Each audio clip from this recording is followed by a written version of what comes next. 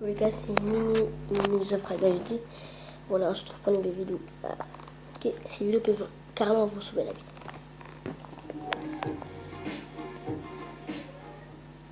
Allez, salut les potos, c'est Geoffrey HD, j'espère que vous allez bien. Aujourd'hui, j'ai vraiment besoin de vous parler, alors écoutez-moi s'il vous plaît. Comme mon pote derrière mon écran, je t'invite à rester jusqu'à la fin car cette vidéo peut clairement me sauver la vie et je n'exagère pas. Pour vous remettre un petit peu dans le contexte, ma mère, quand elle avait 16 ans, un samedi soir, sa meilleure copine lui a proposé d'aller à Paris en discothèque, en boîte de nuit. Il faut savoir que mes grands-parents, donc les parents de ma mère, sont très stricts, donc ce soir-là, ils lui ont refusé de sortir en boîte avec sa meilleure copine. La meilleure copine de ma mère est quand même allée à cette soirée. Elle a rencontré des mecs plutôt sympas qui lui ont proposé à la fin de la soirée de la ramener chez elle en voiture. Sauf que les deux mecs qui l'ont ramenée, ils étaient complètement alcoolisés et en fait, en plein milieu du trajet, la voiture a dévié sur la voie d'en face. Ils ont percuté un camion en pleine vitesse et la meilleure copine de ma mère est morte sur le coup. Cette histoire, depuis que j'ai 11-12 ans, elle n'arrête pas de me la raconter. Elle me la répète pour que je ne refasse pas les mêmes bêtises en soirée, que je rentre avec des amis qui sont courants en bagnole, etc. Pour vous raconter une autre histoire, quelques mois avant que ma mère soit enceinte de moi, mes parents partent en week-end, en amoureux, le petit voyage sympa, et sur le chemin du retour, ma mère est au volant, elle est sur l'autoroute à 130 km/h, et le pneu arrière crève. La voiture dévie en toute vitesse sur la voie d'en face, sur une autoroute quand même, là où ça va relativement vite, et la voiture en fait tombe dans un ravin et fait des tonneaux à n'en plus finir. Mes parents, c'est une vérité, ne sont pas morts sur le coup, ils sont même passés dans le journal, ça a été relayé aux infos et tout, c'est une histoire véridique. Et c'est vrai que du coup, avec ce que mes deux parents ont vécu dans leur jeunesse avec la voiture, ils n'ont pas arrêté de me faire des sensibilisations sur les dangers de la route, sur la sécurité routière. Alors peut-être que comme mon pote à mon écran, tu es au collège, t'en bouffes peut-être tous les jours, mais j'aimerais vous en parler moi de mon propre vécu. Parce que c'est des choses qui me tenaient énormément à cœur. Il y a l'été qui arrive, donc il y a beaucoup de gens qui vont prendre la voiture, qui vont rentrer de soirée complètement alcoolisés en bagnole. Il y en a qui vont faire des conneries, qui vont pousser un petit peu leurs limites, parce que les gens aiment ça en fait.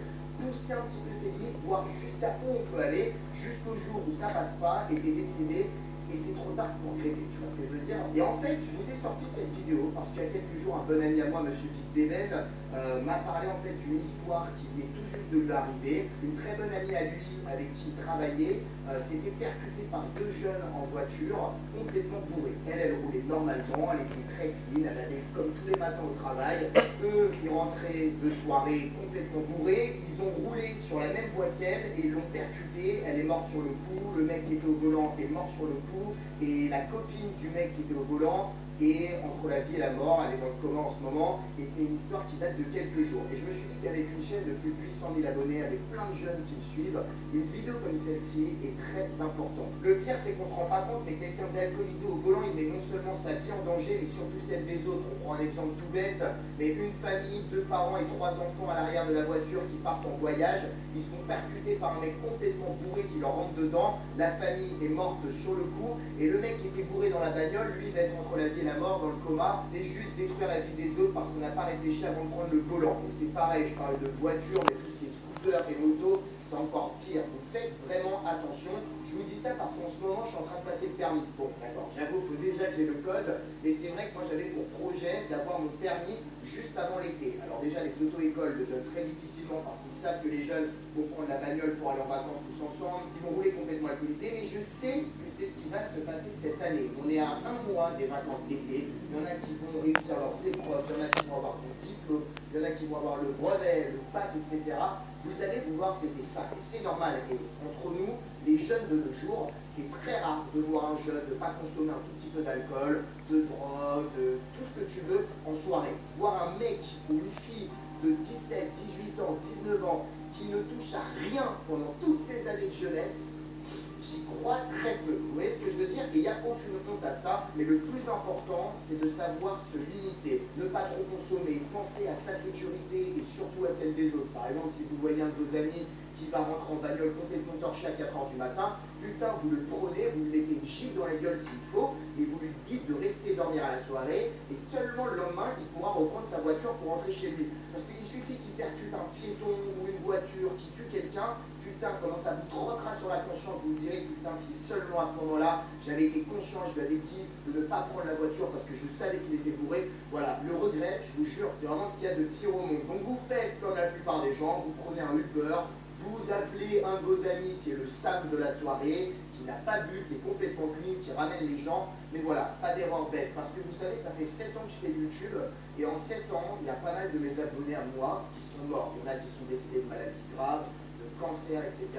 Et ça, c'est des maladies où malheureusement, tu ne peux pas y faire grand-chose. Alors que prendre le volant bourré, tu te dis, je suis con, je ne le fais pas, même si je pense pouvoir contrôler la situation. Ok?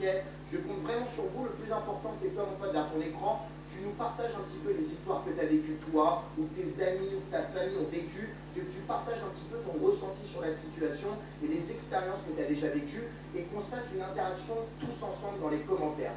Mais attention à cet été, attention quand vous prenez le volant, ou vous allez en moto, en scooter, ne prenez pas le volant bourré, ne faites pas trop de conneries, modération avec les stupéfiants, avec l'alcool, tous ces trucs-là. Je le dis parce qu'il y en a plein là, vous êtes plein de petits aussi de 10, 11 ans, vous dites putain mais ça ne me concerne pas, mais t'inquiète pas, un jour tu repenseras à ma vidéo, ou peut-être que ça en aura fait changer 15 ou 20, peut-être pas plus, mais 15 ou 20 personnes se diront peut-être demain ou après-demain, avant de prendre la bagnole, où ils se disent putain je suis un peu torché, je vois pas très bien, putain j'ai écouté la vidéo de The Frag, et ben je crois que je vais pas prendre le volant, et je le prendrai seulement demain matin. Et si je peux faire changer quelques personnes et sauver la vie de quelques-uns d'entre vous, c'est le principal. Je vous invite juste à laisser un petit pouce bleu et à la partager.